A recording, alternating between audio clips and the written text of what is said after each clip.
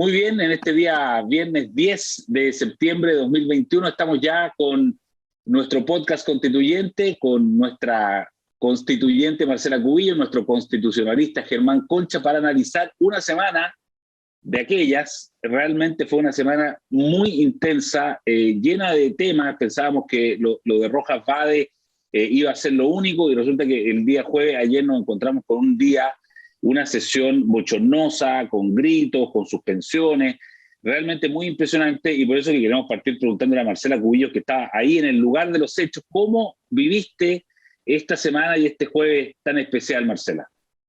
Bueno, como tú dices, fue una semana que partió con un montaje, porque al final lo de Rojas va de eso, o sea, una persona que construye un montaje, se disfraza de enfermo de cáncer y tiene durante meses este discurso de víctima para construir su causa política. Y lo terminamos ayer coronando, bueno, lo que ha sido de repente, costaba entender lo que estaba pasando ayer, o sea, si uno quisiera saber lo que es una bolsa de gatos, yo creo que ayer estábamos presenciando algo similar. Nos preguntaban qué estaba pasando y la verdad que costaba entender quiénes eran los que estaban peleando con quiénes, por qué estaban peleando, pero yo creo que la esencia de lo de ayer son dos cosas. Por una parte, la discusión por los 2/3, que efectivamente, aunque la Constitución sea muy clara en decir que los reglamentos de votación y las normas constitucionales se aprueban por 2/3, hay un sector de la Convención que se resiste a aceptar que son un órgano regulado. O sea, para ellos son un órgano soberano y tienen que darse las reglas que quieran, las competencias que quieran. O sea, la Constitución no les pudo haber ni limitado las competencias, ni tampoco puesto reglas de aprobación de las normas. Y eso es una tensión que obviamente ahora que se están aprobando los reglamentos se aflora con más fuerza. Y lo otro que vimos ayer, creo yo, es que nosotros somos minoría en la centro-derecha. La hegemonía la tiene la izquierda, en sus distintas facetas, la izquierda, porque la exconcertación es aún más minoría que nosotros.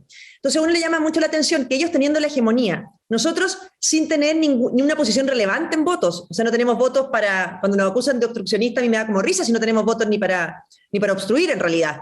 Entonces ellos tienen la hegemonía y no son capaces de darle conducción a este proceso. Primero, porque estos escándalos como los que vimos de Rojas Vade van aflorando de distintas maneras, ¿no es cierto? Y lo otro es porque no tienen conducción. Ayer vimos una mesa completamente debilitada, yo creo que ha tenido una conducción errática desde el primer momento, una mesa que pelea con la prensa, una mesa que no quiere transparencia porque cada vez que se sabe algo que ocurre en la convención, salen con estas cosas que la convención se defiende.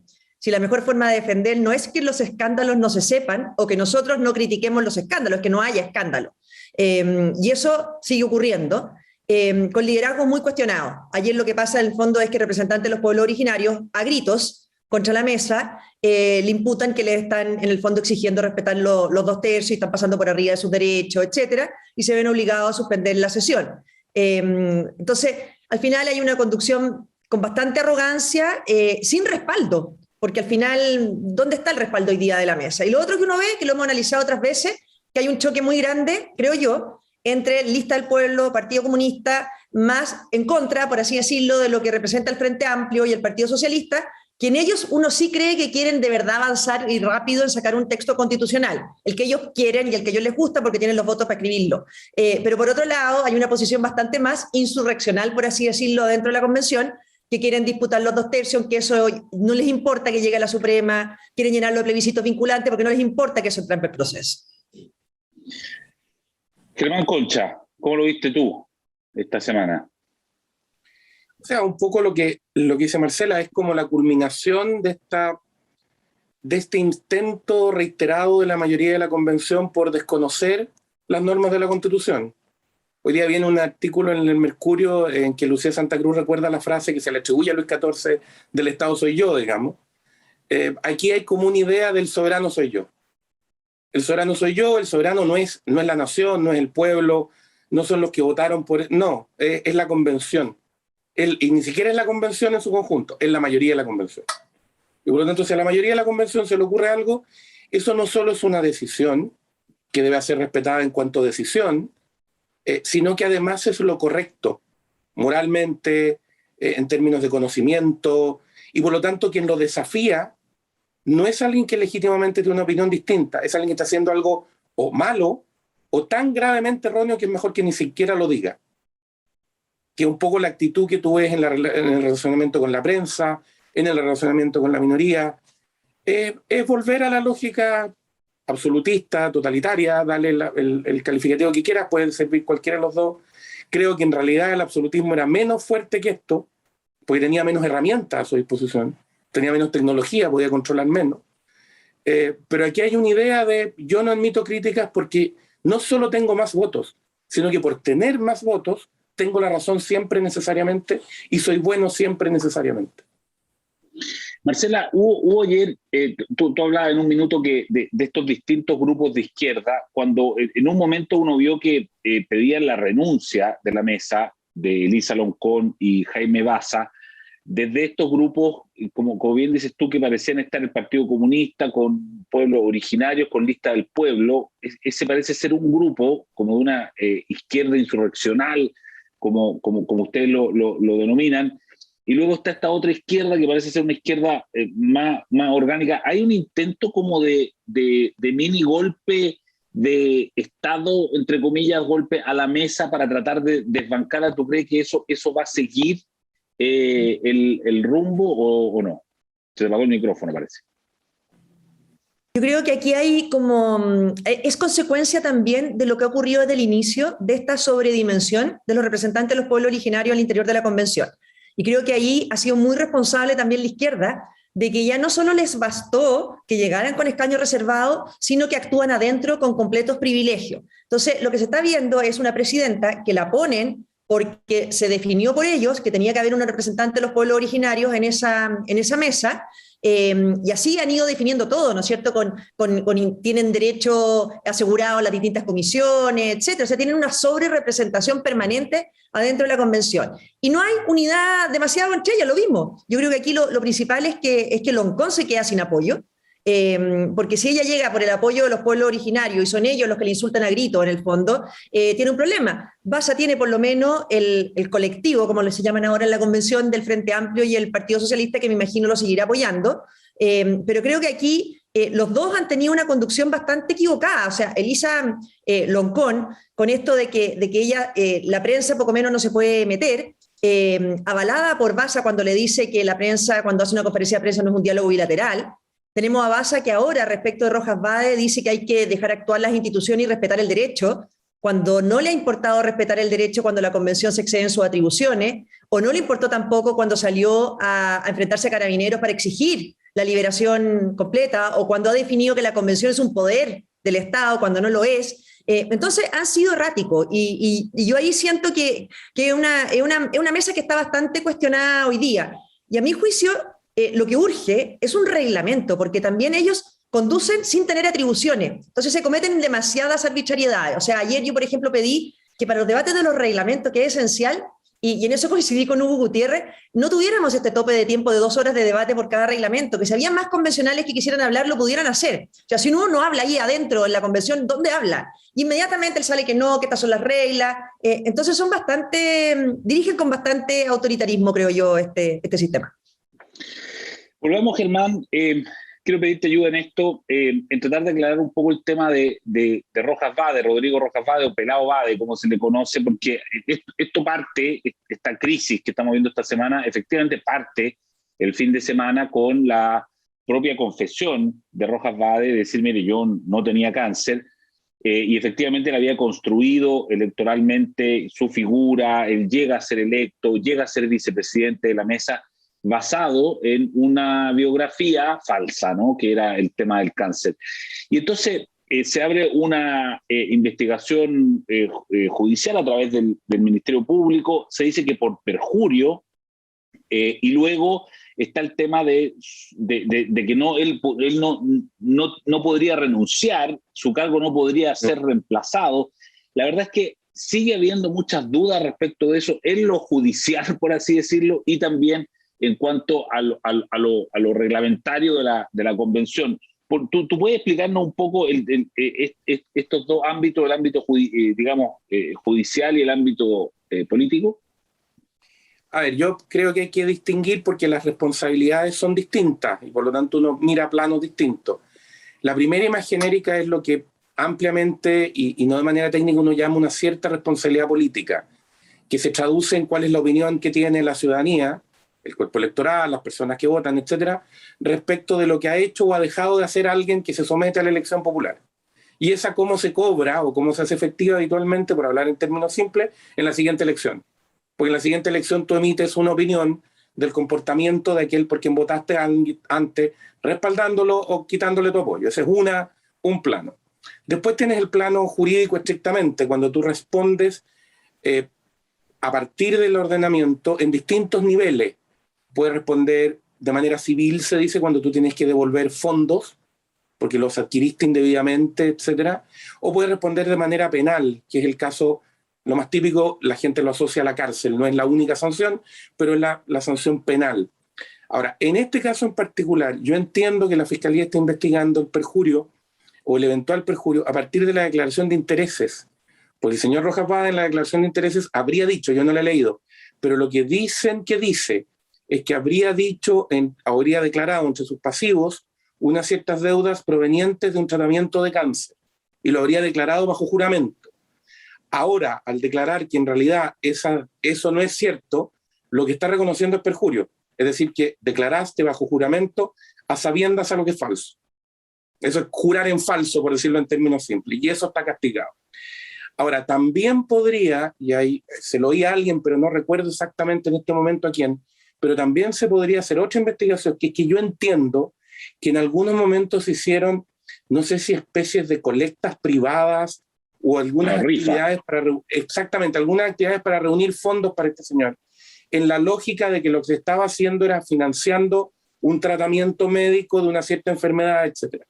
Si todo eso fue un montaje, si todo eso no era cierto, y por lo tanto esos fondos iban para otra cosa, y se hizo a sabienda, ahí podría haber otra figura delictual que es distinta, que se llama estafa, o algún tipo de engaño fraudulento, para que los penalistas no me reten que me estoy yendo a una sola, sino que en términos gruesos la idea de una defraudación, es decir, yo engaño a alguien y a raíz de ese engaño le genero un perjuicio patrimonial, porque esa persona me entrega una cantidad de dinero que si hubiera sabido la verdad no me la habría entregado. Esa es como la idea gruesa.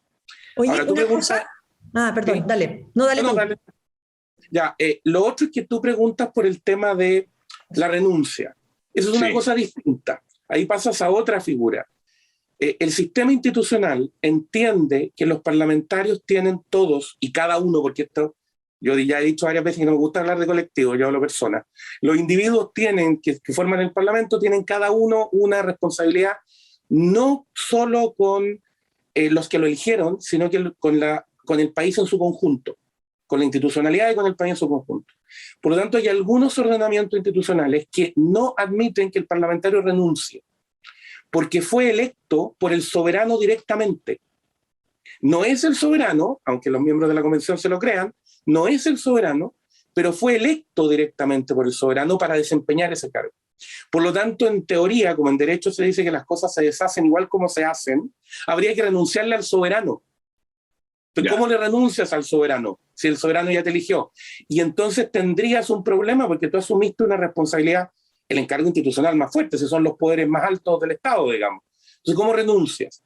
Entonces, durante algún tiempo Chile tuvo institucionalidad que no admitía la renuncia, el caso de la Constitución del 25, por ejemplo.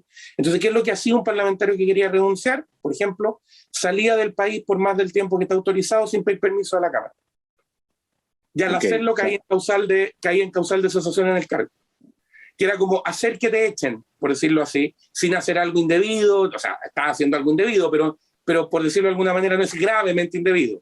No cometiste delito, no hiciste nada tan terrible, podría ser uno, aunque faltaste a tu deber, para que se operara la renuncia. ¿Qué hizo la Constitución vigente? La Constitución vigente admite una renuncia, pero la renuncia tiene que estar fundada en motivos que tienen que ver fundamentalmente con salud y tiene que ser aprobada. No es simplemente que tú digas, ya, yo me voy porque me quiero ir. Lo que genera un problema en términos de cómo se hace operar la renuncia. ¿Por qué genera un problema? Porque la mayoría de los convencionales no se ha querido sujetar, y es lo que decía Marcela recién, a las normas institucionales, y por lo tanto no se ha querido sujetar a las reglas del Congreso, que son las reglas que la Constitución dice que se le aplican a los convencionales. Por lo tanto, si se le aplican, habría que hacer todo este pareo con las normas del Congreso. Habría que decir quiere renunciar, tiene que invocar una causal, tiene que ser aprobada, tiene que ser revisada, etc. Y el problema adicional es que en nuestro sistema electoral los cargos de parlamentarios independientes no se reemplazan.